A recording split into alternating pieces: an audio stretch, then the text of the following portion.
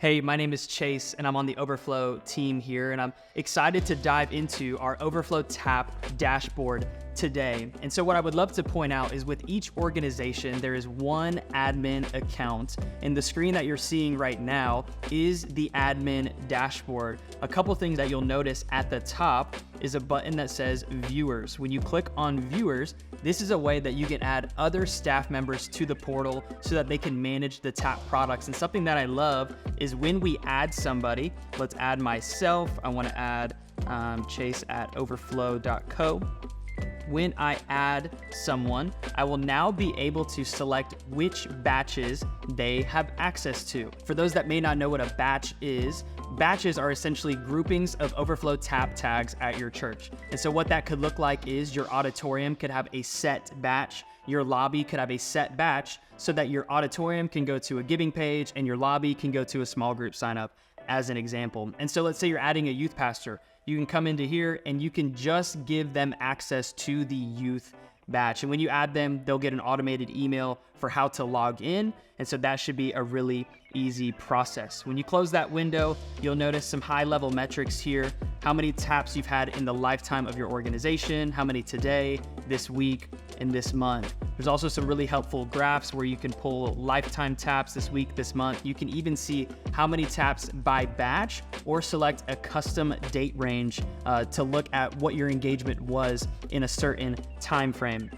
You'll also see, I think this is a really cool feature, but it doesn't take up a lot of space here, is the last 100 taps. I actually find this to be really helpful because you can see where engagement is happening in real time at your organization. And so what I love, my church is multi-site. It's actually really cool to see, hey, our North River campus is getting a lot of taps right now. And then what I would do is you see the batches section on the right. I would click into that campus. For this example, we're gonna click on the auditorium batch. Right there is where it gets fun. There's an update tap button. So if I click on that, I can actually change the link that our tap products are going to. So you can see the auditorium is currently going to overflow.co. If you click update now, there's a few different options that I'd love to point out. So first and foremost, we have two different tap functionalities. We have link redirection and we have SMS texting.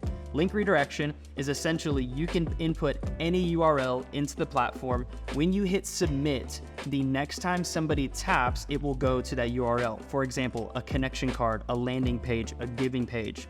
What's also really exciting is a product we just rolled out that is SMS texting. And so there's a lot of churches that use short codes. And so what we would love to partner alongside you with is to input your phone number, input that keyword. And so when someone taps their phone, it will actually bring up their messaging app with all those pre-filled. They just have to hit send and they'll get all the communication that you want to share with them.